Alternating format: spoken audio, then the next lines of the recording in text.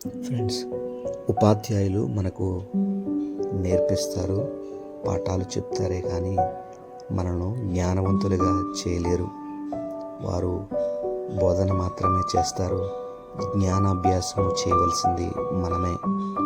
అలాగే ఒక మెంటర్ ఒక కోర్స్ నిమిత్తము లేదా ఒక ట్రైనింగ్ మనకు ఇస్తారే కానీ మనలను ధనవంతులుగా చేయలేరు, గొప్పవారిగా చేయలేరు. అది మన బాధ్యతే. అలాగే ఒక జిమ్లో ఒక ట్రైనర్ ఒక వ్యక్తిని ఫిట్గా ఉంచడానికి కొన్ని ఎక్సర్సైజెస్ నేర్పిస్తాడే కానీ చేయవలసింది బాధ్యత వ్యక్తులదే.